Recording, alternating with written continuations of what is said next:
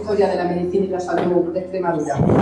Señor alcalde, miembros de la Corporación Municipal, queridas amigas, amigos, a todos los presentes, muchísimas gracias por acompañarnos esta tarde, en la que vamos a hablar de paludismo, de la malaria, una de las enfermedades más devastadoras de la historia de la humanidad y que todavía a día de hoy afecta a grandes zonas del planeta.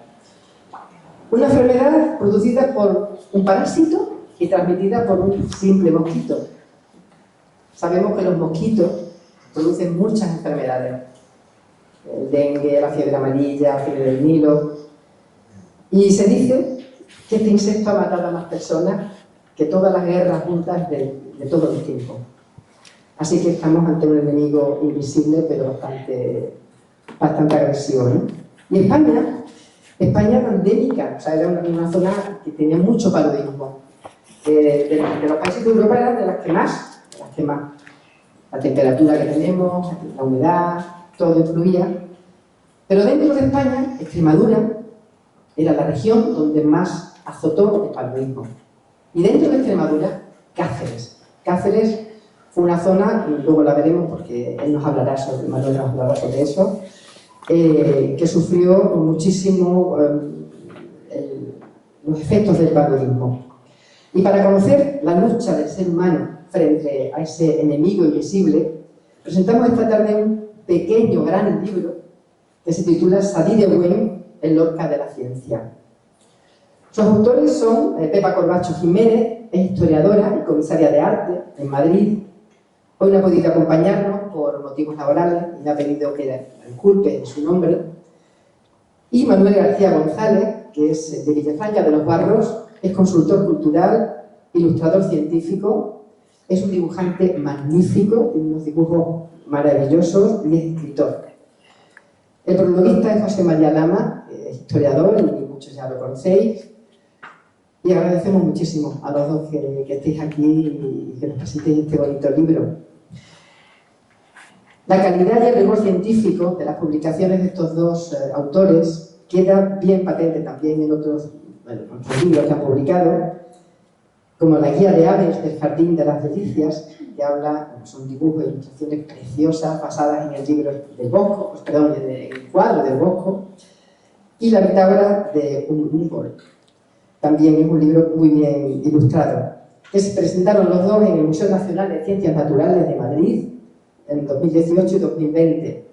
Así que, bueno, que hayan venido aquí a Zafra, al Museo de la Medicina, a presentar el último libro, para nosotros es un orgullo y le damos las gracias. Y tengo que confesar tristemente que yo no había escuchado nunca hablar del doctor Sadie de Buen, ni siquiera cuando estudié la carrera de medicina. Y lo siento porque fue una de las figuras más relevantes de la lucha antipalúdica en España. Fue muy importante en aquellos años, no solamente a nivel nacional, sino internacional también. Y para eso, bueno, no voy a hablar más porque son ellos los que van a hablar de ese tema y lo van a hacer muy bien. Sin decirles que esta tarde inauguramos también una exposición temporal sobre el paludismo en Extremadura. Y cuando terminemos la presentación del libro, pues explicar un poquito sobre la estructura de esa exposición y podemos pasar a visitarla. Es decirles que el libro de Sadie de Buen no se vende en librerías, ¿no? Creo que no se vende en librerías. Sí, bueno, en cualquier librería que se pida, si no la tienen, pueden pedir. En Atenea, por ejemplo. Está... Y Atenea se ha hecho de unos cuantos ejemplares y pues podéis comprarlos si queréis, escribirlos y ya está. Y ya nada más, voy a ceder la palabra al alcalde de Zafra, a Juan Carlos Fernández Calderón, que nos saluda y de paso tiene que inaugurar la exposición. A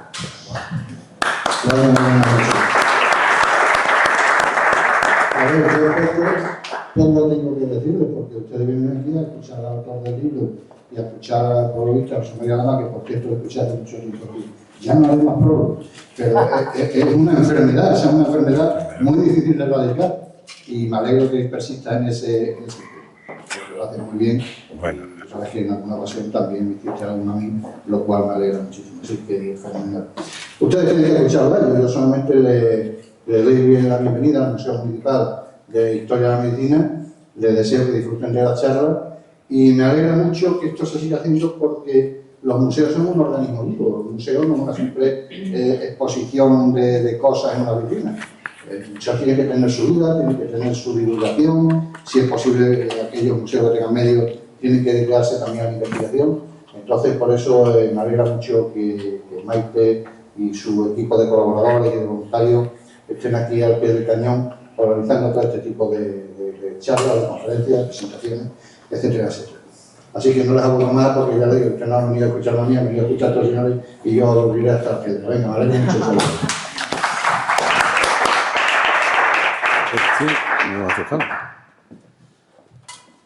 Bueno, buenas tardes. Sí, efectivamente había dicho que no iba a hacer más prólogo. Por aquí está el autor del libro que dije que iba a ser el último que presentara, que es José Mari, y desde luego me acuerdo que fue el 19 de diciembre del 20.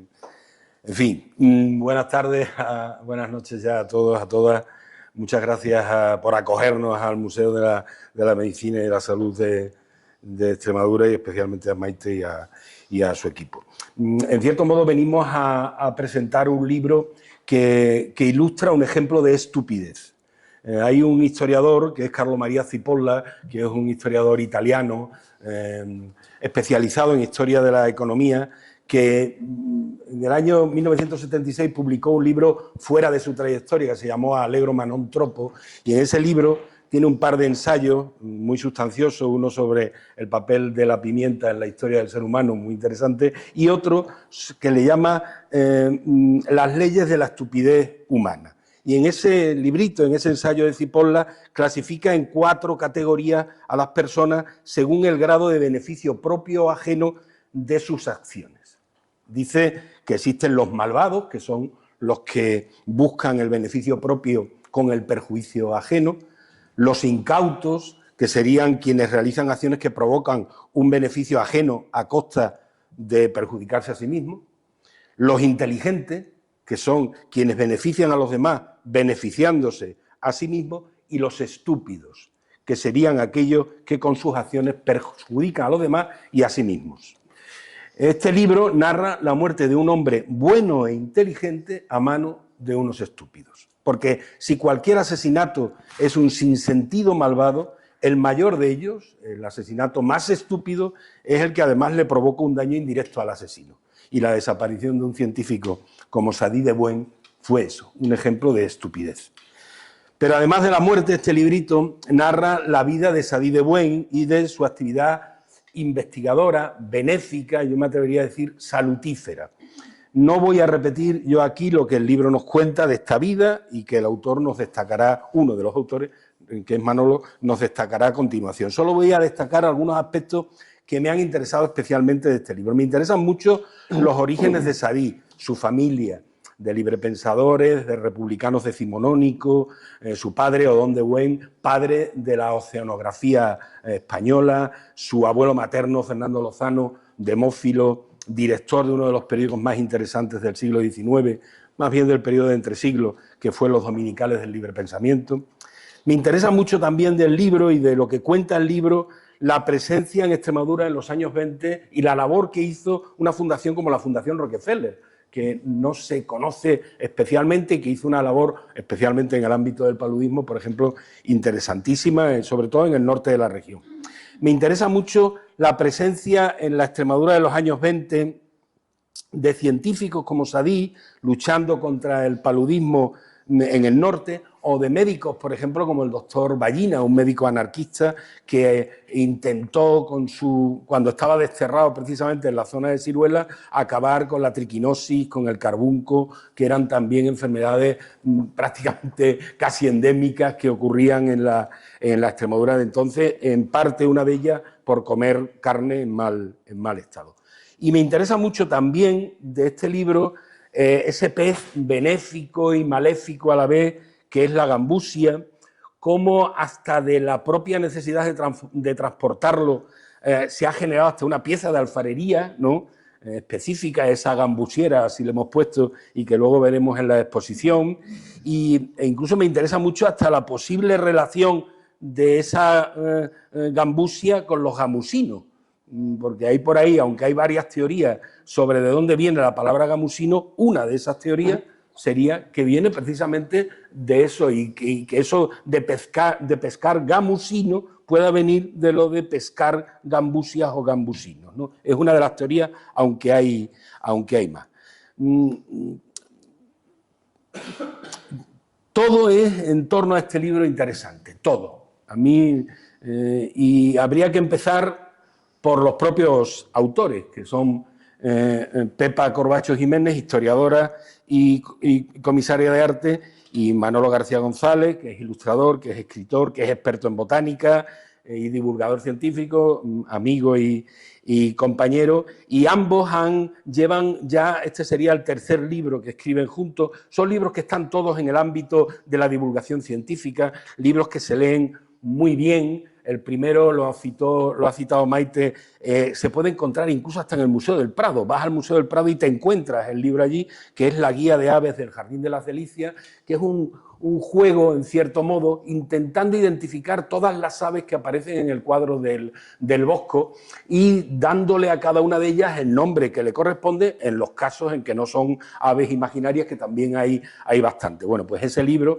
que como digo, se puede adquirir también en el Museo del Prado, es el primero que Pepa y Manolo publicaron. Después tienen también la bitácora de Humboldt del 2020, que es un libro de curiosidades científicas. En fin, creo que la obra que llevan a cabo es una obra muy interesante. Lo digo en el propio prólogo. Yo creo que ambos sitúan la ciencia en el centro del relato, no pierden de vista el arte y la historia relacionada con lo que cuentan, se comprometen con lo relatado, y eso es muy importante. Aquí no estamos hablando de la frivolidad de un literato que le da igual de lo que hable, no. Aquí hablamos de personas que se encarnan con el propio tema que desarrollan y que escriben con sencillez, sabiduría y ánimo divulgativo. Yo creo que este ejemplo es una nueva muestra de esta obra que nos están ofreciendo poquito a poquito y que esperemos que siga dando de sí en los próximos años. Muchas gracias.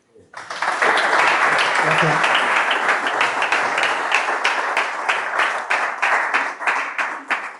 Muchas gracias. Bueno, primero las gracias a todas y a todos los que estáis aquí, a las autoridades, al alcalde. Muchas gracias, José María. Muchas gracias, Maite, por como te has entusiasmado con el proyecto, no solo de la presentación del libro, sino de la exposición. Es un placer trabajar contigo.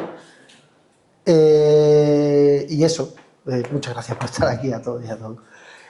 Como ha dicho José María, la figura de este hombre es y también ha dicho anteriormente Maite, la figura de Sadi de Buen es una figura que es inaudito, es alucinante que haya estado silenciada casi 90 años con lo que hizo.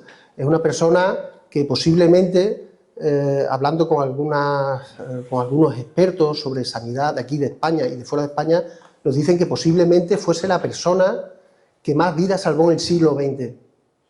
Estamos hablando de una persona que fue la que posiblemente, si no se hubiese visto truncado, como ahora veremos, su proyecto, habría recibido un premio Nobel, que hubiese sido el tercer premio, bueno, o el segundo. El señor Ochoa no lo recibió aquí en España, lo recibió en Estados Unidos, ¿no? O sea, hubiese sido un premio Nobel a la ciencia, a la medicina. Y en cambio no se sabe nada de él. Cuando nosotros empezamos a hacer un artículo, yo empiezo, que es el origen, el germen del libro empiezo a leer sobre algunas especies invasoras, sobre las gambusias, sobre el pez del que ha hablado José María, y veo que aparece de vez en cuando la figura de Sadi, el nombre de Sadi de Buen, pero empiezo a tirar del hilo, a intentar tirar del hilo, y veo que no hay nada o casi nada escrito sobre él, que no hay ninguna biografía, que no hay fuentes secundarias, que no hay... Y eso me empieza a llamar la atención, y a medida que voy profundizando, que vamos Pepa y yo profundizando en el asunto, nos resulta más llamativo que cómo es posible que alguien con la labor que hizo y con la vida de película que tuvo, que sea tan rematadamente desconocido, ¿no? Su familia, esta foto es muy curiosa porque es la primera foto que se conserva de Sadi. Sadi es el de la pajarita, que está a la derecha, y el señor del mostacho que está de pie es Odón de Buen, que como ha dicho José María, fue el padre de la oceanografía en España, su madre Rafaela, y el resto de hermanos que acabaron siendo todos médicos, ictiólogos, epidemiólogos, o sea, todos eran igual que sus abuelos, maternos y paternos eran científicos e intelectuales. Como digo, esta es la primera foto de Sadí. Es muy curioso el tema de los nombres que le puso Odón a sus hijos. A Sadí, un nombre muy curioso que en castellano abunda muy poco, viene de... Odón tenía una mentalidad muy científica y tenía mucha admiración por los intelectuales franceses y por los científicos franceses. Y Sadi Carnot fue un físico francés que fue el que sentó las bases de la termodinámica. Eliseo se lo puso por Élisée Reclus, que fue un geógrafo, el que llaman el padre de la geografía social. Víctor, por Víctor Hugo, el poeta francés. O sea, en fin, tenía Odón una fijación por poner nombres de intelectuales y de científicos franceses, porque admiraba mucho a la cultura francesa. Después se le quitaría con el tiempo esa admiración, como veremos un poquito más adelante, ¿no? Sadí durante sus primeros años se forma en muchos, bueno, estudia en la Universidad Central de Madrid, que es como se llamaba a principios del siglo XX la Autónoma, la Complutense, perdón, y cuando acaba su carrera de medicina empieza a recorrer el mundo para estudiar la lepra, para estudiar algunas enfermedades que tenían vectores como las garrapatas. Está en Estados Unidos, está en el norte de África, está en distintos sitios de Asia y va adquiriendo una formación como médico y como epidemiólogo que hace, bueno, era muy brillante, o sea, todos los que le conocían decían que era muy brillante, tenía un expediente académico alucinante y pone sus ojos en un momento dado en un problema que era brutal en España en ese momento, que es el paludismo. Este mapa es de la época. Dale para atrás. Aunque él no lo diga, el dibujo está hecho por el propio Manolo y es un dibujo, no una foto. Bueno, el dibujo está hecho por el propio Manolo. Que parece una fotografía, pero es un dibujo. Este dibujo está basado en una fotografía que le hicieron cuando acabó la carrera.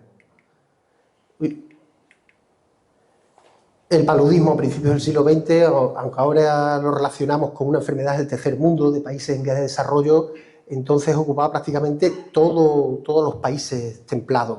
Allá donde hubiese zonas pantanosas, porque el paludismo lo transmite, quien causa la enfermedad es un plasmodium, un protozoo que lo transmite un mosquito que vive, sus larvas viven en zonas pantanosas. Entonces allá donde hubiese zonas con agua y zonas más o menos templadas, había paludismo. En España estamos hablando que había como 800.000, o sea, 800.000 personas por ahí, que es una brutalidad, en una población por aquellos entonces de 20 millones de habitantes. 800.000 personas con paludismo en una población de 20 millones de habitantes, estamos hablando que era la primera causa de mortalidad de España, de mortalidad natural de España a principios del siglo XX. Esto es como la situación de paludismo ahora, bueno, en 2020, hace 5 años. Las zonas rojas es donde está ahora. Vuelvo para atrás, o sea, para que veáis la diferencia que hay entre principios del siglo XX y el siglo XXI. En España la cosa pintaba muy mal, sobre todo había una zona... Esto, el punterito era esto, ¿verdad?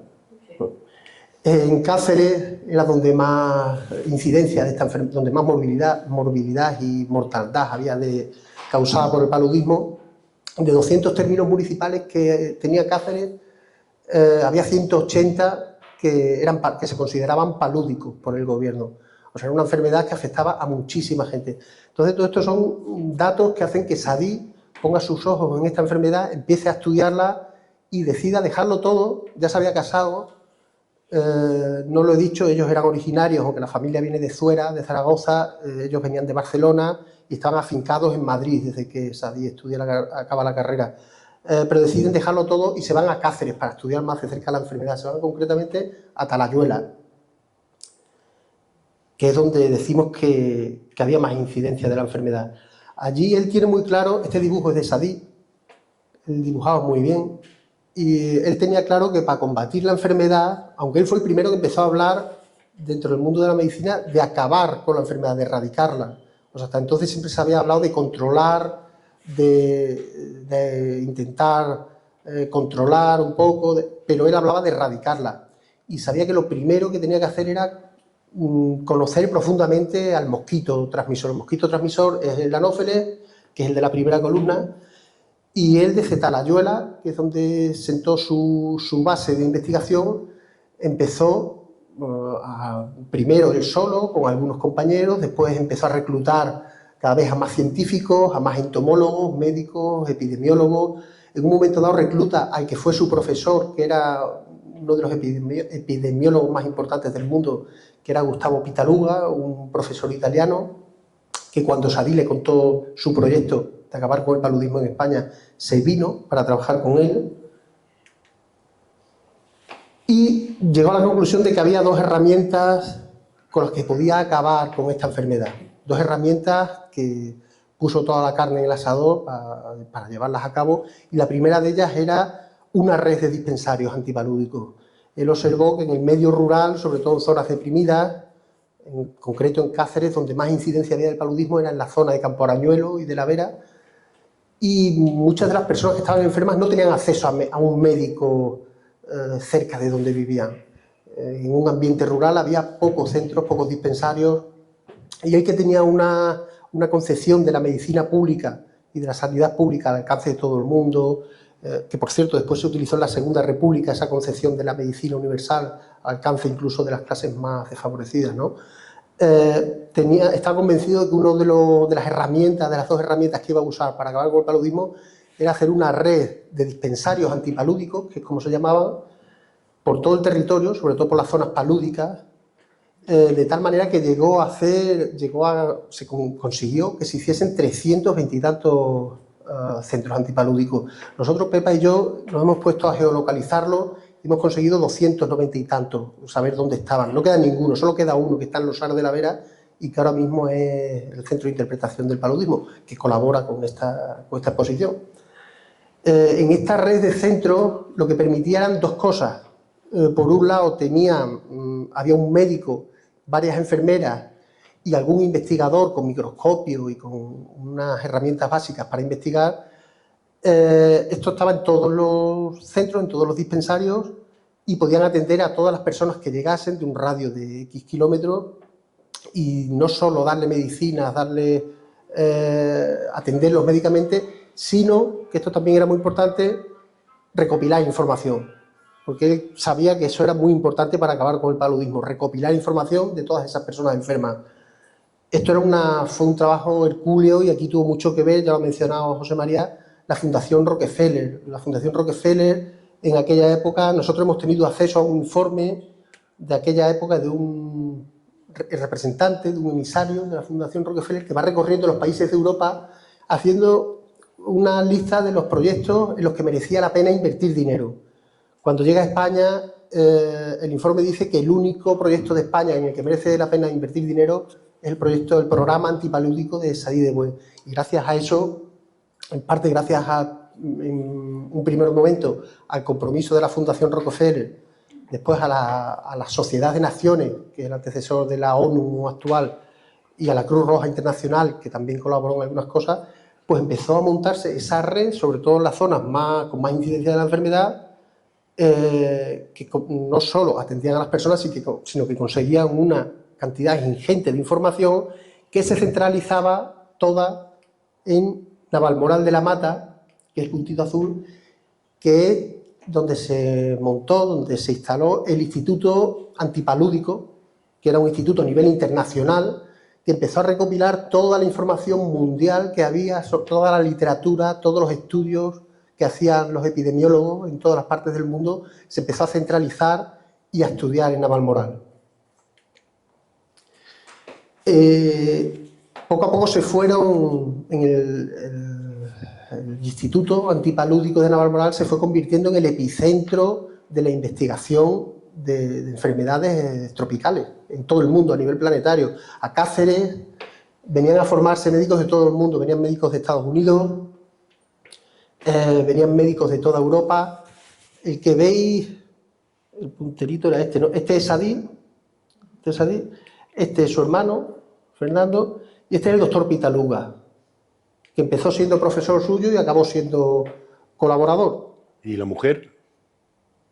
Es una pregunta estupenda, que no estaba preparada, pero esta mujer, entre 20 tíos, todos eran científicos, todos eran bastante eminentes, pero hay una mujer que es una figura que a mí me interesa muchísimo y es Obdulia Pons, la primera médica. Estuvimos buscando el dato y cuando ella se acabó la carrera, se licenció, había 13 mujeres médicas en España. Y ella es considerada, ella se especializó en el tema de la farmacia, de cómo combatir con fármacos los síntomas del paludismo, y estaba totalmente integrada con este equipo de científicos. Y era pionera no solo en lo que hizo desde el punto de vista sanitario, desde el punto de vista científico, sino también porque estaba en un mundo que no era precisamente de mujeres. Fue la primera mujer y durante mucho tiempo fue la única referencia femenina en el mundo del programa este antipalúdico y en el mundo de la medicina en España. Muy interesante la figura que por cierto ahí en la exposición se hace referencia a ella y hay alguna foto suya. Esto es muy curioso lo que decía antes, que Navalmoral, Extremadura se convirtió en la zona cero, primero de la enfermedad y después de la investigación alrededor de las enfermedades infecciosas. Esta lámina no viene en el libro, pero a nosotros nos hace mucha ilusión porque hace unos años Pepa y yo estuvimos en verano en Londres en el colegio de higiene y de enfermedades tropicales, y en el hall tenían una lámina gigante, como un plote, con esta lámina, que es el ciclo del Plasmodium, que provoca la enfermedad. En la parte de arriba es la parte del ciclo vital del Plasmodium en el cuerpo humano y en la parte de abajo en el organismo del mosquito. La primera vez que se describe con tanto detalle y con tanto grado de meticulosidad el ciclo del Plasmodium que provoca el paludismo con los dibujos que hicieron en Navalmoral. Pero es que hace unos meses, por casualidad, nos enteramos que esta lámina se hizo en Navalmoral de la Mata, la hicieron los discípulos de Sadí de Buen y la tienen puesta como ejemplo de una buena lámina científica explicando el proceso infeccioso de un protozoo. La tienen en Londres y aquí en Navalmoral pues no sabíamos nada de la lámina, de la historia. La primera herramienta, una red de dispensarios para recopilar información y para atender a gente de primera mano. La segunda herramienta era una herramienta biológica, era la guerra biológica. Sadí, que era bastante observador y tenía una mente muy científica, voy a darle para atrás porque hay un dato curiosísimo. Él se dio cuenta que en todo, como he dicho yo, en todos los países hubiese agua, claro, en el desierto no hay agua, no hay paludismo, pero todo el mundo templado había paludismo, menos en un sitio, en el Golfo de México, no sé si se aprecia bien por ahí atrás, en la zona entre Florida, Carolina del Norte, Luisiana, que potencialmente es una zona súper palúdica, porque tiene zonas encharcadas, tiene muchos pantanos, pero no existía la enfermedad, no existe el paludismo.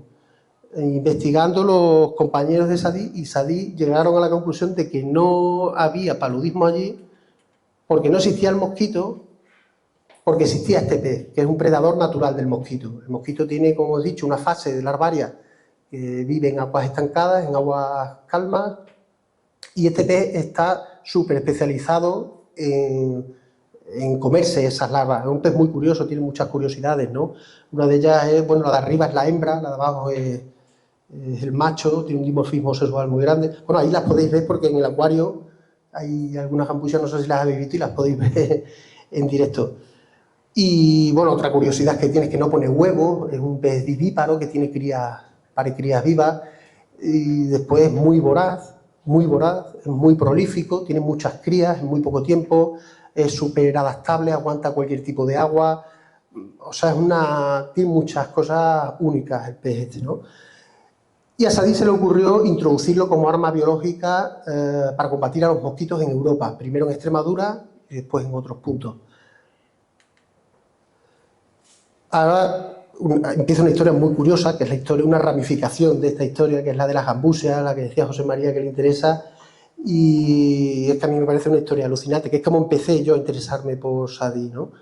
Le pide el equipo de científicos de Navalmoral de la Mata, le pide a la Cruz Roja Internacional que a ver cómo se las apañan para traer un lote de gambusias desde Carolina del Norte hasta Navalmoral de la Mata. Las traen en un buque. Hay un periplo que empieza en el Instituto Oceanográfico de Vigo, donde desembarcan... ¿Qué año? 1920. desembarcan en Vigo, están en un acuario, después pasan por la bañera de la familia de Sadí, del padre y de la madre de Sadí, donde las alimentan con yema de huevo cocido, después pasan a Talayuela, primero en Navalmoral de la Mate, después en Talayuela, pero no se aclimataban, se iban muriendo. De las 200 gambusias que trajeron de Florida, iban quedando, curiosamente, me ha dicho Maite que del lote que tienen ahí, hay 12 que han sobrevivido. Bueno, pues 12 tenía Sadí, eran 12 las gambusias que sobrevivieron, de las que trajeron de Florida, y no sabían qué hacer ya con ellas, y las soltaron en una laguna, en una charquita muy pequeña, con un manantial, que hay en Talayuela, se llama la Charca del Roble. Y ahí empezaron a aclimatarse, no se sabe por qué, pero en ese sitio las 12 gambusias pasaron a ser cientos en muy pocos meses, de tal manera, bueno, ese otoño, en el otoño de 1921 llovió mucho, se desbordó la laguna llevó las gambusias al arroyito que hay debajo de la laguna, de ahí fueron al Tietar, del Tietar fueron al Tajo, del Tajo fueron a Portugal, y en cuestión de 1 año, 2 años, está toda la cuenca del Tajo ya llena de gambusias. Pero eso fue accidental. Lo que no fue accidental era la campaña de sembrar gambusias en todas las charcas donde se suponía que podía existir el mosquito. Idearon un plan súper ingenioso, no sabían cómo repartir las gambusias, sembrar, como decían ellos, sembrar gambusias, no sabían cómo sembrarlas, y idearon un cacharrito que se acabó fabricando en Salvatierra de los Barros, que era como una especie de botijo, que ahí aguantaban varios días, lo llenabas hasta la mitad de agua, echabas 20 o 30 gambusias y te lo podías llevar en moto o en coche o en bicicleta, pues a una charquita que estuviese a 3 o 4 días de distancia, ¿no? Cambiando el agua por el camino y tal, pero era un método súper ingenioso y que nosotros hemos dado, gracias a algún compañero de Salvatierra, hemos dado con los tataranietos de los alfareros que hacían este invento, el gambusiero, que le pusieron de nombre, y que se llegó a exportar a Italia, a Rumanía, a Grecia. O sea, hay gambusieros por ahí, 100 años después, hay gambusieros que se siguen viendo por ahí abandonados en algunas zonas muy lejos de Salvatierra. Con esta segunda herramienta, bueno, este es el gambusiero. Lo del colorcito ese azul, eso es moderno, pero bueno. Pero tenían, si es cierto, tenían un pez dibujado en relieve. En el 42 esto es un mapa muy curioso con la distribución de la gambusia en aquella época, ¿no? En 1942 pasa de ser una especie exótica a estar totalmente, sobre todo en las zonas palúdicas. Y bueno, hay una cosa curiosísima, que es que hace 3 años o por ahí unos científicos le hacen un análisis al ADN mitocondrial de las gambusias del Viejo Mundo, de toda Asia, de Oceanía, del norte de África, de Madagascar, y todas esas gambusias genéticamente vienen de las 12 gambusias que pasaron por la bañera de la familia de Sadí de Buen. Todas las gambusias. ¿Qué pasa? Claro, esto tiene una cara y una cruz de la moneda, ¿no? O como se diga. Y claro, la gambusia es una especie exótica, invasora, ahora mismo está entre las 10 especies más dañinas exóticas invasoras, porque es un pez muy voraz, que cuando hay mosquitos se comen las larvas de los mosquitos, y cuando no hay mosquitos pues se comen los alevines, los huevos de los anfibios, los huevos de los peces. Como es tan prolífico, está en todos los sitios, y es un problema ecológico grandísimo, es una catástrofe ambiental el tema de la gambusia. Pero claro, hace 100 años el dilema que tenía encima de la mesa no era el impacto ecológico que fuese a tener una especie que fuese a introducir con la guerra biológica. Tenían otro problema más gordo, no lo podemos mirar con los ojos, con el prisma de ahora, tenían un problema de que se morían al año muchas miles de personas. Esto podía ser una herramienta eficaz, y de hecho fue una herramienta bastante eficaz. Fernando, que era ictiólogo, hermano de Sadí, hemos tenido acceso a una carta en la que le dice a su hermano, le escribe, estaba su hermano por ahí de viaje en algún sitio, y mientras Fernando seguía repartiendo gambusias por los pueblos, y le decía: oye, estamos observando que puede haber un problema porque están desapareciendo peces autóctonos donde soltamos gambusias, puede pasar algo aquí. Pero claro, había prioridades, y una de las prioridades era eso, acabar como fuese con un problema que, como decía, que se está llevando muchas vidas por delante. El programa de Sadi y de sus compañeros funciona tan bien que empiezan a replicarlo en todos los sitios. En esos años, en 1922-23, hay una inundación muy grande en el Yangtze, en China, y se desata una epidemia muy grande de paludismo. Empiezan a aplicar exactamente el mismo programa de Sadi, centros muy bien repartidos por las zonas rurales, investigación sobre los vectores y la guerra biológica con las gambusias.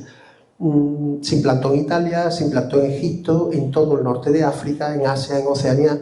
O sea, era una réplica del mismo programa que ideó Sadi de Buen y sus compañeros en Talayuela y en Navalmoral de la Mata, se está implantando en todo el mundo. Bueno, esto es muy curioso porque son 3 mapas distintos.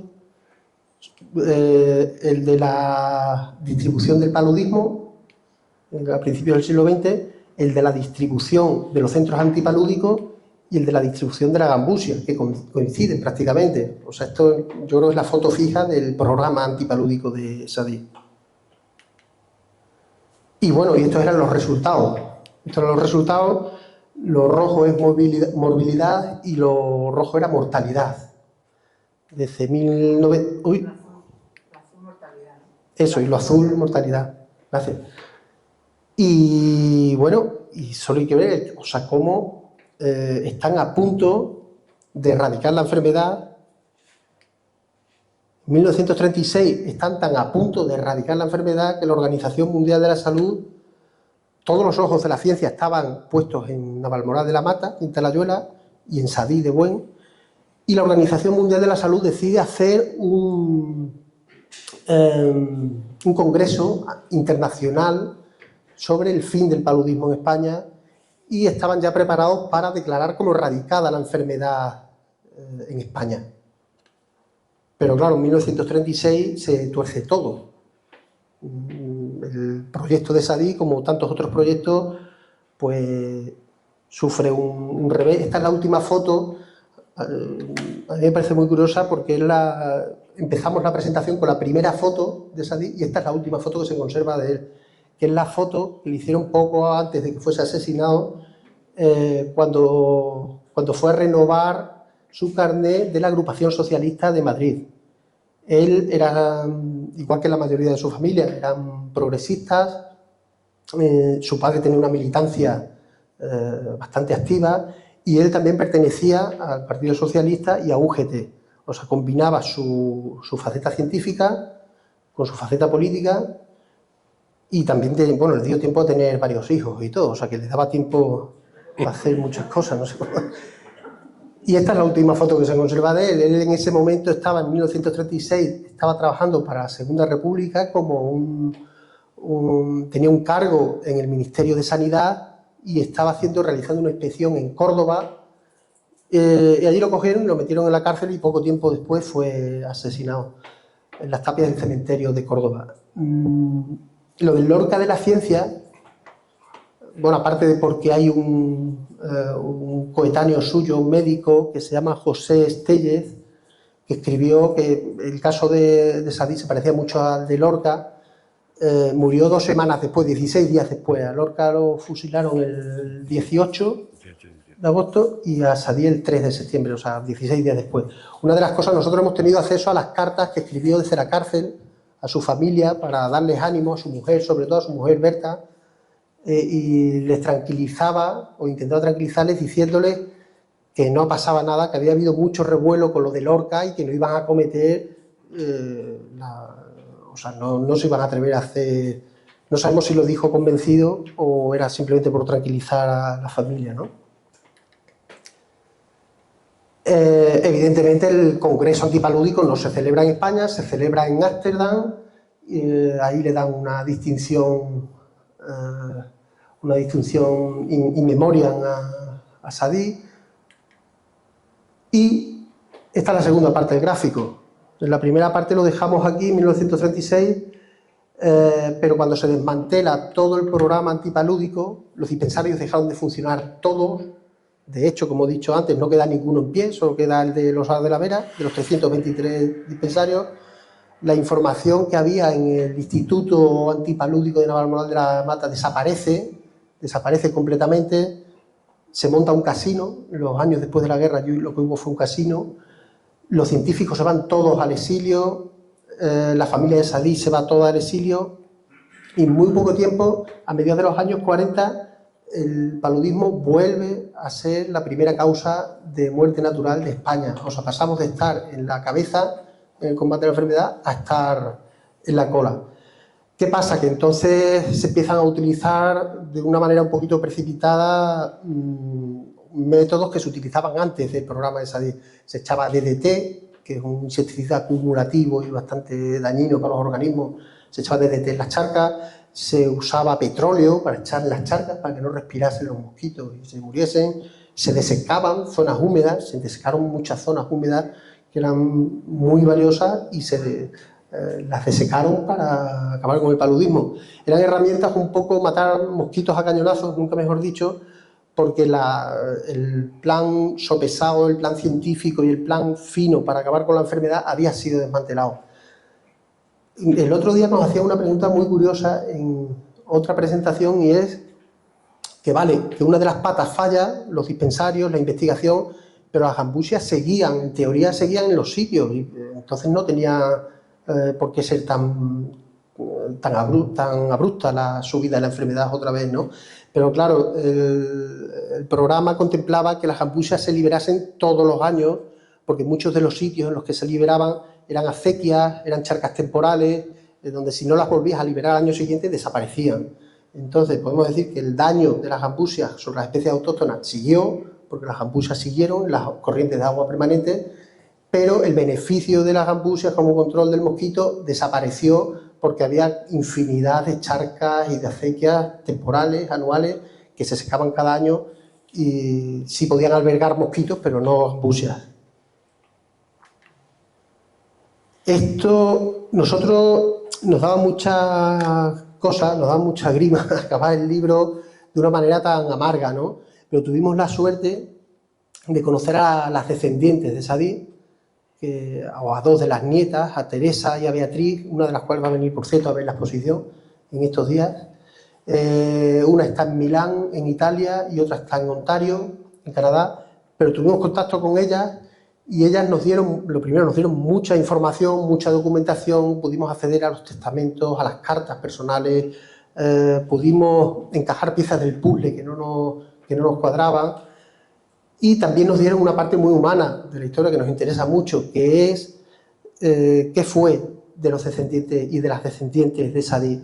Y eso nos permitió hacer el último capítulo del libro, que acaba con buen sabor de boca, que es, dentro de que están en el exilio, pero la saga de Sadí de Buen continúa por esa senda de conocimiento, son todos y todas son unos intelectuales, son científicos, el campo de la veterinaria, de la medicina, de la oftalmología, o sea, todos han seguido siendo en sus países de acogida, en México, en Cuba, en Italia, en Estados Unidos, en Canadá, han sido siendo eminencias, la mayoría.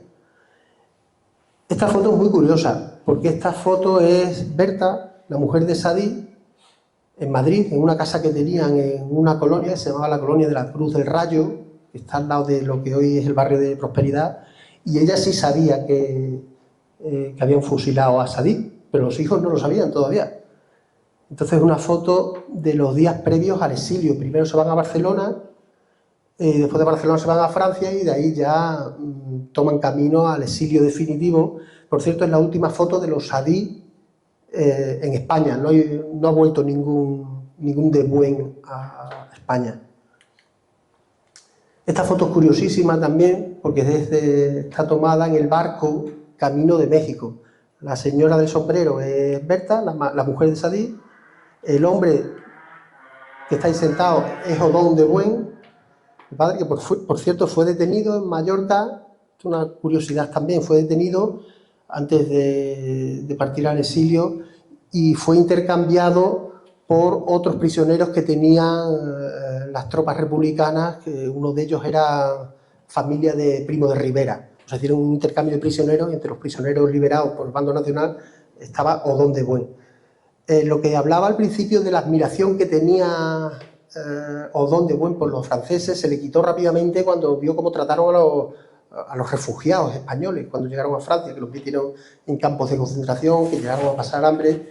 Entonces, muy curioso porque nos cuenta la familia que cuando iban en el barco, Odón, este por cierto es un hermano de Sadie, Fernando, Odón congregó a la gente que iba en el barco y dio un discurso indignado por cómo les habían tratado en Francia y tiró la Legión de Honor que le habían dado en Francia, como por ser un científico eminente y por trabajar por la oceanografía, y lo tiró al mar como símbolo de protesta. Bueno, se fueron a México, de ahí se distribuyeron por distintos sitios del mundo, como hemos dicho, y aquí hay muy poca memoria de este hombre, hasta ahora. No sé si lo que pasa, parece que rompe el ritmo del relato, decir el dato que dimos el otro día en Villafranca, que a Melendi le han dedicado 4 calles en España. Y Sadie de Buen solo tenía una que le duró unos meses. En la calle en Navalmoral de la Mata, en la calle de los juzgados, donde están los juzgados, que es precisamente donde estaba el Instituto Antipalúdico, le dedicaron una calle, la calle que antes se llamaba Calvo Sotelo, se dedicaron a él, y 2 meses después se volvía a llamar Calvo Sotelo. O sea que ahora mismo no llega en España a una persona que creemos que tiene una relevancia y debería tener una importancia grandísima y un reconocimiento, no se traduce con la presencia que tiene no ya en la cultura popular, no ya en la educación de los chavales. No es que los chavales, por ejemplo, los institutos y los colegios no sepan quién es Sadie, es que nosotros tampoco sabemos. Hasta ahora empezamos a escarbar en el asunto y no sabíamos quién era, ¿no? Cuando está claro que es una persona que está a la altura de la gente más eminente y que debería tener un nombre ahí. Bueno, ya está.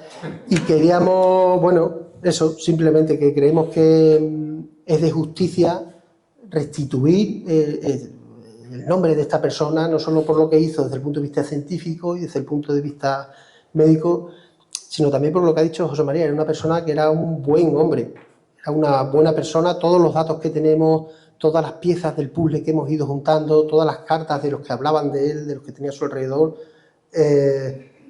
decían que era una persona muy buena, muy correcta. Hay una anécdota que sea un poquito truculenta, pero cuando lo detienen y lo sacan de la prisión para llevarlo a fusilar, bueno, lo detuvieron en un hotel de Córdoba y lo primero que hizo es, no quería que lo llevasen a fusilar sin pagar la cuenta del hotel. Y le dejó al carcelero el dinero para que pagase la habitación del hotel y no dejarla. Y después hay una cosa que no me resisto a leer, que lo leímos el otro día en Villafranca también, que es, nosotros hemos tenido acceso al testamento que dejó Odón de Buen, el testamento vital que le dejó Odón a todos sus hijos, y que es un testamento vital de comportamiento y de valores. No le dejó bienes materiales, le dejó unas enseñanzas, ¿no? Y hay un párrafo que nos encanta porque es un poco lo que el código ético que guió a toda esta gente en la vida y que sigue guiando a las nietas, ¿no? Y dice así, el párrafo este tan alucinante, dice: nuestra religión se cifraba en una gran rectitud de conciencia, en el culto del bien, de la familia, de la ciencia, de la libertad, de la justicia y del trabajo. Eso decía Odón de Buen. Y sus hijos se lo tomaron muy en serio, y sus hijas, y sus nietos, y sus nietas. Nada, simplemente eso, que creemos que es una figura que merece la pena reconocer, que nos alegramos mucho que gracias a este librito se empiece un poquito a tirar del hilo. Sabemos que se están haciendo cosas, no digo yo que sea solo por el libro, pero sí es cierto que hace 2 años, cuando empezamos a hacer el libro, no había una entrada en Wikipedia, por ejemplo, dedicada a Sadie de Buen. Que hace 2 años no había ningún libro escrito sobre Sadie de Buen, y ahora mismo sabemos que hay una monografía científica que se está escribiendo y una biografía novelada, que posiblemente, es mejor no adelantar nada, pero haya una novela gráfica de camino, que se ha hecho un documental que se ha emitido en Canal Extremadura, que hay, en fin, que hay cosas que van surgiendo por ahí y que dice, joder, esta historia lleva silenciada 90 años, y ahora por fin parece que empieza, que se se alcanza la masa crítica que hace falta algunas veces para que una historia empiece a correr de boca en oreja, y eso pues nos resulta bastante satisfactorio, ¿no? Y si conseguimos esto o contribuimos a eso con el librito este, pues nos damos más que satisfechos.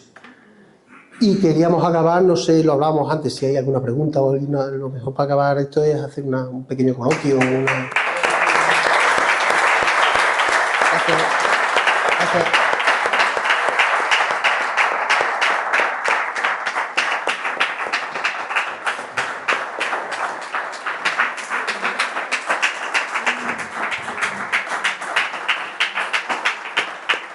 Seguro que me he dejado cosas en el tintero, pero no quiero dar mucho la brasa. Y seguro hay preguntas también por ahí interesantísimas. Hugo. Vamos, sin menoscabo de la labor prodigiosa y extraordinaria de señor Sadí, él no se había fijado previamente, o no sabían previamente, no había ensayos previos en Norteamérica de la utilización como arma frente al paludismo de la gambusia. ¿Cómo se le ocurrió a él? No podemos atribuirle a él porque no tenemos el dato a él exactamente. Lo que sí es cierto que el dato de que la gambusia puede ser una herramienta biológica para combatir el mosquito surge con las investigaciones de Sadí y de su equipo cuando van a Norteamérica. O sea, eso sí lo podemos localizar, que la primera vez que se plasma en un estudio científico que la gambusia se puede utilizar para eso es a raíz de los estudios de Sadí y de su equipo. ¿Que lo sabían antes? Pues no lo sabemos. No, que se habían realizado previamente ensayos en Norteamérica de... No, que nosotros sepamos no hemos visto...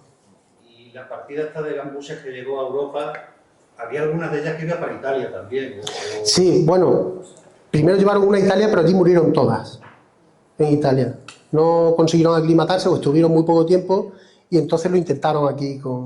Esto fue lo que decía antes el doctor Gustavo Pitaluga, que también tenía sus programas antipalúdicos y acabó en Talayuela ayudando a Sadí, pues él lo intentó también, hacer una experiencia paralela, pero hasta que no salió la partida esta de gambusias aclimatadas de Talayuela, no consiguieron aclimatarla.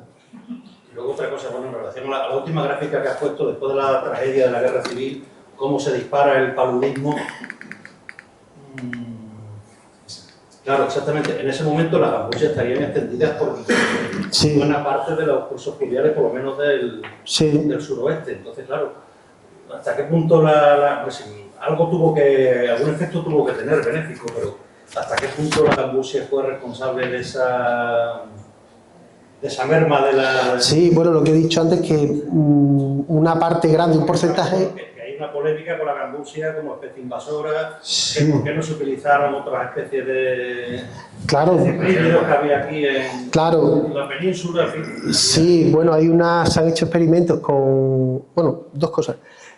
Lo que he dicho antes, que no en todos los sitios donde liberaban gambusias, duraban las gambusias más de un año, porque eran charcas temporales, eran acequias, eran albercas de riego, que se secaban en un momento dado del año y se volvían a llenar de agua en el otoño. Entonces, ¿qué pasa? Que los mosquitos volvían a aparecer y tenías que volver otra vez a liberar gambusias.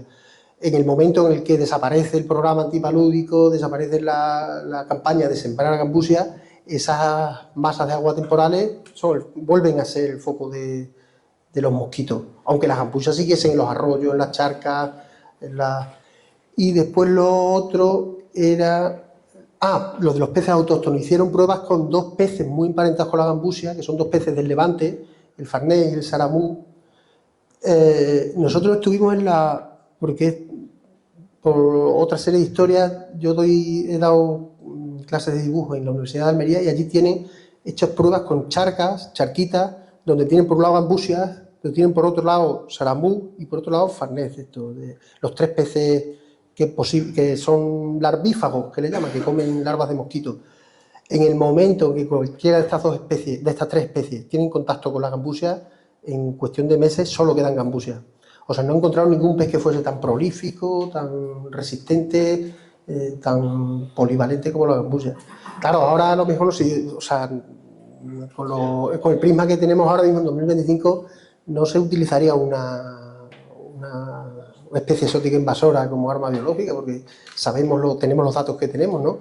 pero lo que decía antes, que no podemos mirar las cosas de hace 100 años como lo haríamos ahora, ¿no? Hay otra palabra por allí al fondo. Sí. Buenas noches.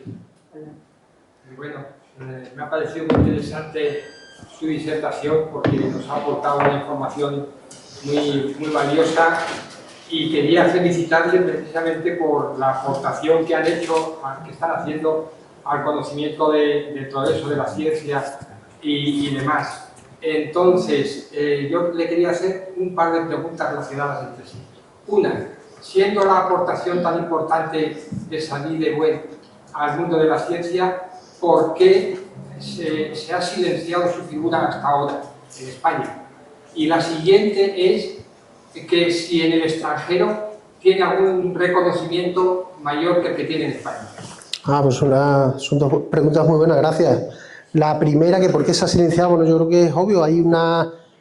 De eso nos podría explicar a lo mejor José María, que es historiador especializado en esa fase de la historia, ¿no? Pero yo creo que hay una parte en la que el silenciamiento es intencionado y después hay otra parte en la que quien trabaja ahí es el olvido. O sea, ahí a partir de 20 años después ya nadie sabe quién es Sadie, no hace falta silenciar nada, no hace falta... Por otro lado, no había nadie de su familia aquí ya para reivindicar esa figura. No estaba ninguno de sus compañeros en España. Todos los que habían trabajado con él o habían sido... Obdulia no se fue al exilio, pero Obdulia, por ejemplo, por poner un ejemplo de cómo le fue a los que trabajaban en Almorán, ¿no? Fue denigrada, ¿no? ¿Cómo se llama? Cuando rebajan a alguien de su... Degradada. Y la mandaron a un pueblo de Cádiz a trabajar de médica de familia por ahí, ¿no? Entonces no quedaba nadie que con ganas, ni nadie en España que estuviese en condiciones de restituir o de reivindicar la figura de este hombre, realmente. ¿Y en el extranjero? Y en el extranjero, que nosotros sepamos, no hay nada. Nosotros, igual que el padre, Odón, sí tiene, por ejemplo, hay un buque oceanográfico que se llama Odón de Buen, hay una fundación que se llama Odón de Buen, pero de Sadie, que nosotros sepamos, no hay nada en el extranjero.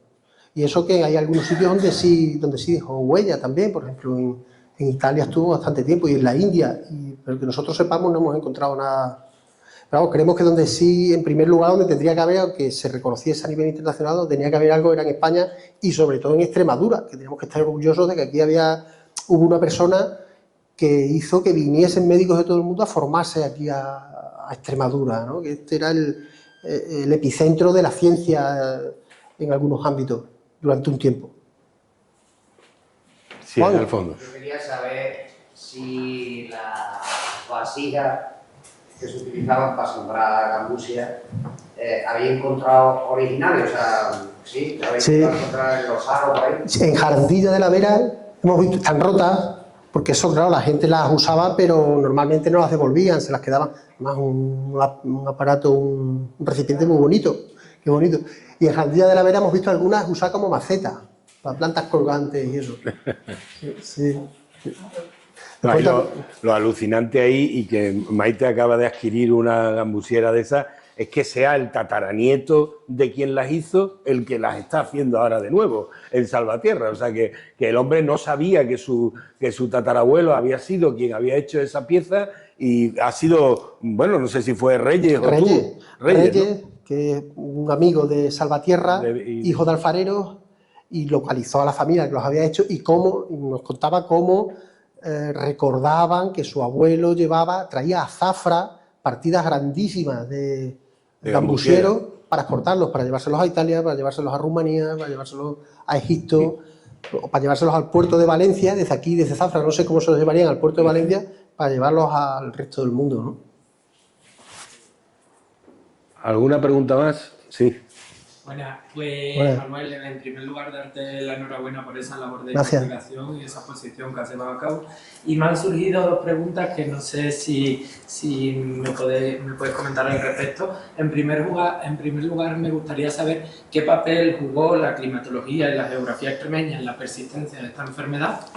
Y en segundo lugar, me gustaría saber, como también tenemos muchos sanitarios aquí, ¿qué paralelismos se pueden trazar entre las campañas actuales contra el paludismo y las actuales estrategias de salud pública? Sí, pues genial. La climatología, claro, jugó un papel muy importante y sobre todo la hidrología. O sea, en zonas áridas no había problemas de inundaciones ni de charcas temporales. Curiosamente, donde más paludismo se daba en la zona de Campo Arañuelo y de La Vera, aunque ahora vemos pimentón y tabaco, hace 100 años no había pimentón y tabaco, había arroz y había algodón. Eran dos cultivos, sobre todo el arroz, que sí favorecían mucho eso, la proliferación de charcas, la proliferación de acequias y sobre todo muy cerca de los entornos donde vivía la gente, ¿no? Que en pueblos pequeños o en alquerías o en cortijos, y están en contacto continuo. Eso, claro, la climatología juega un papel importante. O sea, si estuviésemos hablando de zonas con otro régimen de precipitaciones o más bajo, por ejemplo, o zonas frías, en las zonas frías no se da mosquitos, ya sea por altitud o porque están muy al norte o muy al sur, ahí no se da el mosquito y por tanto no se da la enfermedad. Y después el paralelismo se ha avanzado mucho. Por ejemplo, ahora mismo sería impensable, por un lado, utilizar especies exóticas para combatir un vector, y por otro lado, tanto en farmacia como en la lucha química contra los insectos, contra los vectores, se ha avanzado muchísimo. Antes se utilizaban productos insecticidas que están prohibidos desde hace 50 años o 70 años, como el DDT, ¿no? Que se prohibió en los años 60, en los años 70 en Europa. Se hacían cosas que ahora serían impensables. Ahora se utilizan herramientas mucho menos lesivas para combatir el vector y herramientas dentro del mundo de la farmacia que sí que nos podrían hablar mejor algún sanitario o algún médico, si hay algún médico en la sala. ¿Alguna pregunta más? Sí, Diego. Diego. Dos cuestiones. Un poco para recuperar esa memoria histórica y de la historia de la sanidad pública, del bien social, en el que este hombre era un buen hombre. Habría dos cuestiones básicas, que era la reivindicación actual de poner nombre a las calles.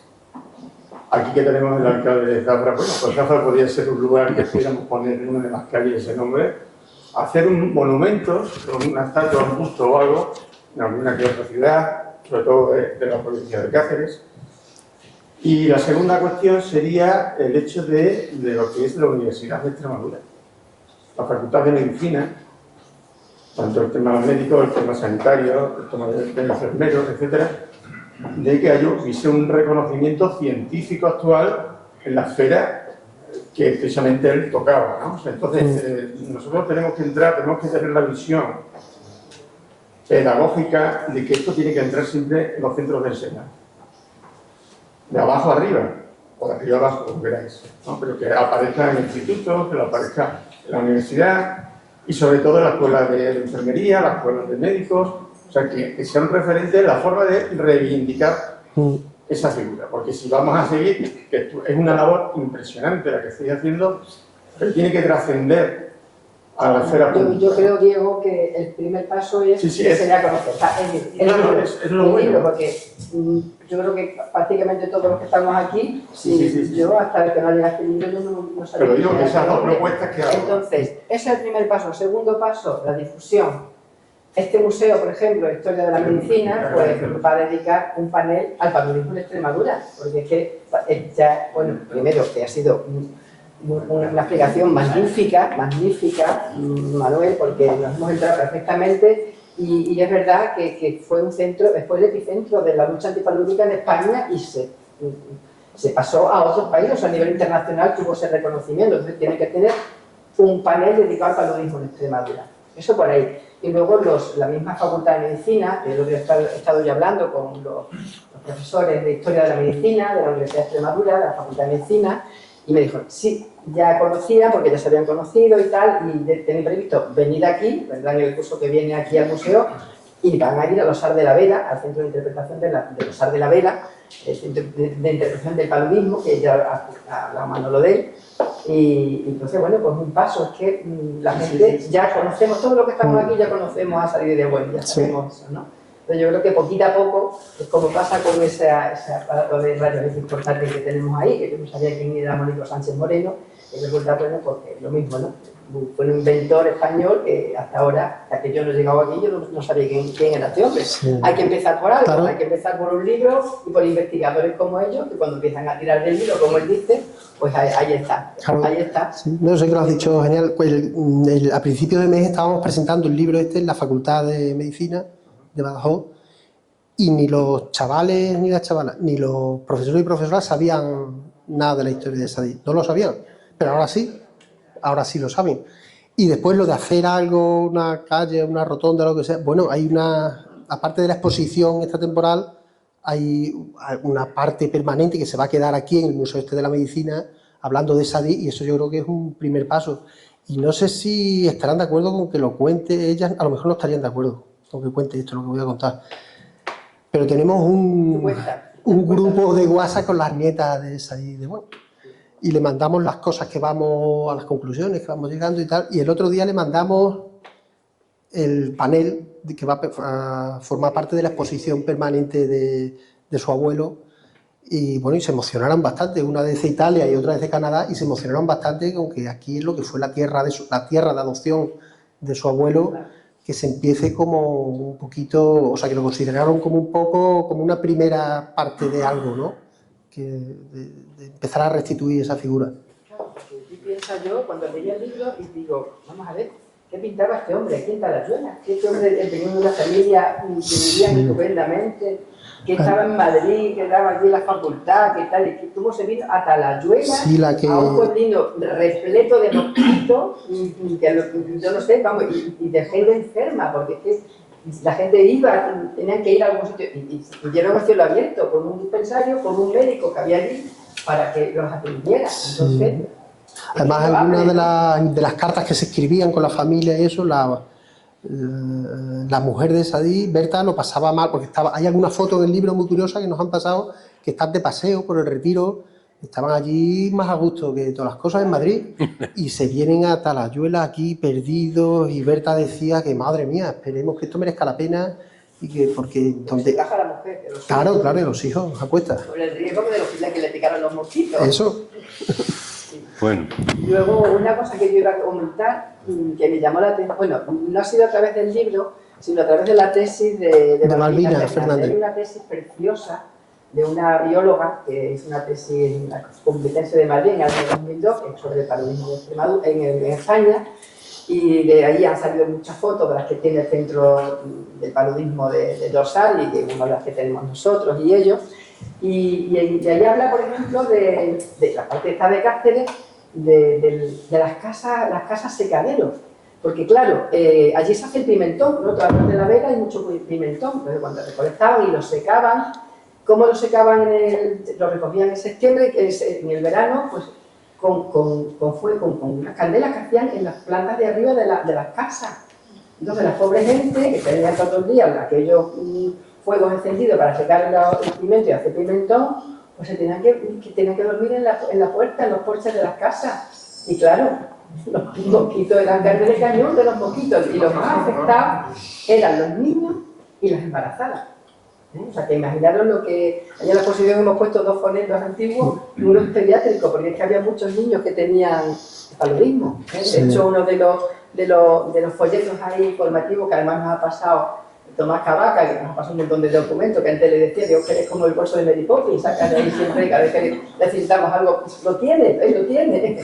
Y hay un folleto que es en Sadí de Buen, folleto informativo, porque esta gente lo que hicieron fueron muchos folletos informativos, para que la gente se informara y supiera, claro, estamos hablando de un medio rural, que la gente no tenía conocimiento de nada, incluso hay carteles, que son muy bonitos, ahora los veréis, carteles para difusión de los medidas que tienen que tomar, las mosquiteras, que no salieran de noche, que se taparan. Bueno, pues ese folleto está dedicado a los niños de las escuelas de las zonas palúdicas. Y empieza por dentro pues, contando el maestro que le pregunta, oye, Pedrito, ¿por qué no ha venido? Pedrito, ¿por qué ha tenido fiebre? Otra vez, ya la tuvo la fiebre la semana pasada. Entonces está muy bien hecho así, ¿no? Sí. Lo has dicho, hay 2 anécdotas, 2 cositas cortas, no me rollo, a raíz de lo de Malvina, que has dicho. Malvina Fernández es una científica de Madrid que puede ser la persona ahora mismo, la autoridad mayor a nivel europeo de paludismo. Y lo primero, la curiosidad del gráfico que nosotros estuvimos, qué sé yo, de meses buscando en fuentes primarias para hacer el gráfico, y cuando nos dimos cuenta ella tenía un gráfico súper parecido, que llegaba más o menos a las mismas conclusiones y era prácticamente parecido en su tesis. Que, o sea, si hubiésemos encontrado 2 meses antes su tesis, nos hubiésemos ahorrado. La tesis se puede bajar por internet, Sí. Y después otra cosa, ¿no? Que hablando con ella fue la que nos dijo que para ella estaba súper segura, estaba completamente segura de que Sadie de Buen fue la persona que más vidas salvó en menos tiempo en el siglo XX. Y cuando lo dice ella, algo sabrá. Sí, porque además un estudio exhaustivo muy interesante, sí. ¿Alguna cosa más queréis? Os explico un poquito lo de la exposición. Vamos a dar un aplauso a Manuel. Pues muchas gracias.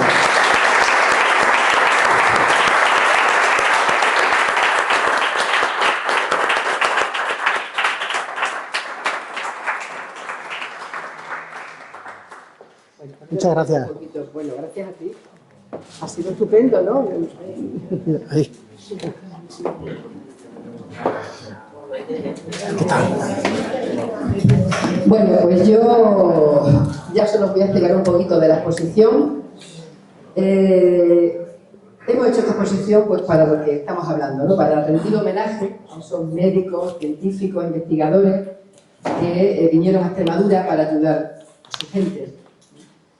Y está hecha, bueno, el espacio que tenemos es el que tenemos. No tenemos mucha pared, no tenemos mucho... Pero creo que hemos conseguido una exposición, una muestra bastante curiosa, hacer un recorrido histórico por 6 paneles. 6 paneles, el recorrido pues, numérico, del 1 al 6. Esos paneles, bueno, yo les pasé a ellos la teoría y de lo más didáctico posible, porque queremos que vengan al instituto y que la gente se entere, no es nada científico, sino algo claro para que todo el mundo lo entienda. Y ellos los han diseñado, son unos diseñadores gráficos que ya los veréis, bueno, impresionantes. El panel grande que le he hablado está también expuesto, luego se pondrá en la sala de farmacia en el rincón de la exposición permanente, pero está ahí ahora, mientras esté la exposición, que estará hasta febrero como poco. Y hay fotografías, dibujos. Como ya he dicho antes, muchas de estas fotos nos ha cedido el Centro de Interpretación del Paleolismo de los Arcos de la Vera. Hemos dado las gracias al Ayuntamiento y bueno, pues están también sus logotipos ahí. A Balbina Fernández, porque también ella ha aportado muchas de esas fotografías, y por supuesto a Manuel y a Pepa, que también han tenido mucho que ver aquí, y les doy las gracias públicamente porque sin ellos yo no hubiera podido hacer esa exposición. Los objetos y documentos originales, ya he hablado de Tomás Cavaca y también hay otros documentos y otros objetos que teníamos aquí en el museo, los objetos antiguos de la época, recrean lo que se utilizaba en los despachos médicos, de los dispensarios, de laboratorio también, una vitrina para el laboratorio, donde están los matraces y todo. Deciros que hay una fotografía que se ve muy bien, son fotografías antiguas, está un poco borrosa porque es una ampliación, pero se ve como en el despacho de Talayuela hay una enfermera, una ayudante que está tomando una muestra del lóbulo de la oreja. Del lóbulo de la oreja se pinchaba y ahí se sacaba la gota de sangre que se analizaba en el microscopio. Aquí tenemos a Pepe Regifo, que seguro que eso sabe más,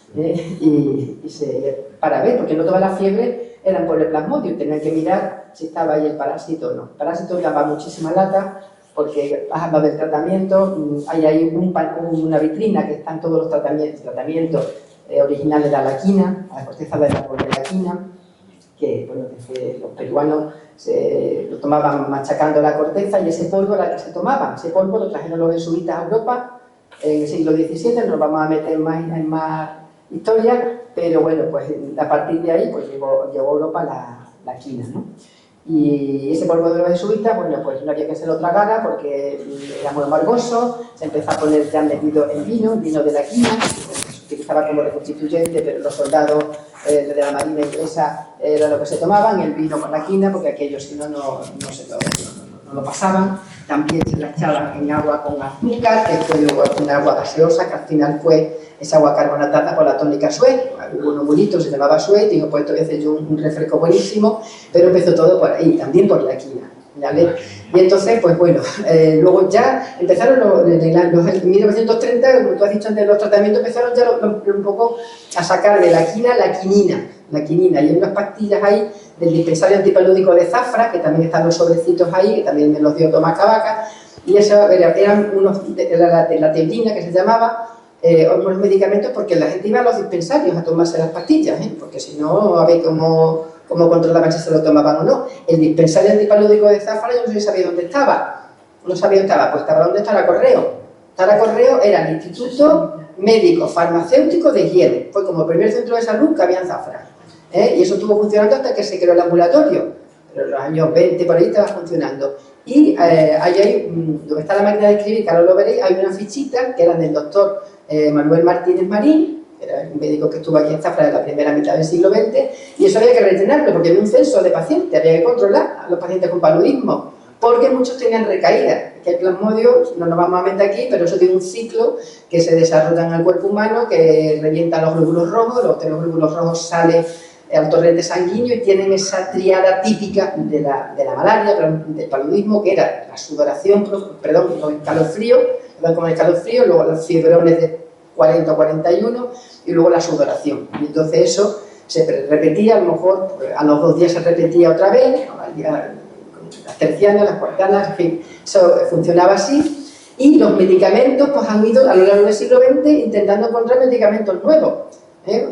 Porque el plasmodio, el parásito iba haciendo por resistencia, como pasa ahora con los antibióticos. Entonces empezó la cloroquina, que la cloroquina se utilizó en la Segunda Guerra Mundial, porque las guerras han sido, desde luego, donde más han puesto las pilas los investigadores, porque es que en las guerras se han llevado los mosquitos el plasmodio más muertes que el propio enemigo, porque es que allí la guerra del Vietnam, la Primera Guerra Mundial, la Segunda Guerra Mundial, y la Segunda Guerra Mundial se pusieron las pilas y empezaron ahí a crear ya unos medicamentos sintéticos. Y hoy día, bueno, pues como sigue habiendo paludismo, pues bueno, hay medicamentos que ya lo que hacen es combinar, algunos combinan 2 tipos de antipalúdicos, y claro, como el plasmodio tiene varias fases en el cuerpo, una fase de los esporozoitos y otra fase de los gametos, la quinina mataba a los esporozoitos pero no mataba a los gametos, con lo cual eso se sigue multiplicando, hasta que se han descubierto otros medicamentos que hoy día pues, muchas veces se combinan, ¿vale? Entonces ya sí que podemos decir que hoy día se puede curar la malaria con esos medicamentos. Ahora, está en África, en ciertos países de Sudamérica, en ciertos países tenemos el mismo problema, países del tercer mundo que a ver que llega y que no llega. Y luego que hay gente que tampoco tiene acceso en esa zona, por tanto sigue habiendo mucho paludismo y bueno, es lo que hay.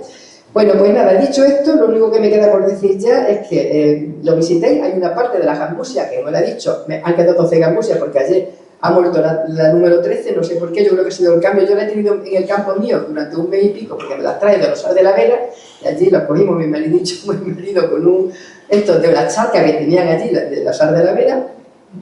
Y bueno, yo creo que al cambiarla aquí al museo se ha asustado y se ha muerto una calle. Entonces, bueno, y está ahí con el gambusero ese que me dio José María, donde lo podía, hablé con el alfarero y el hombre, pues me ha hecho el gambusero con su P no pintada azul, con su P natural de barro cocido, y lo podéis ver también.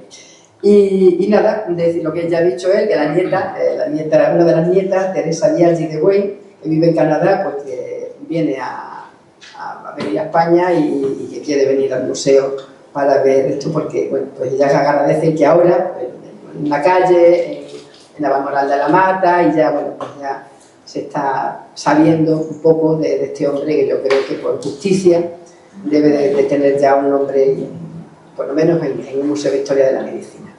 Bueno, pues muchísimas gracias. Pues si queréis pasáis ahí, yo os recomiendo que vengáis otro día porque somos muchos y no nos va a dar tiempo a verlo hasta febrero.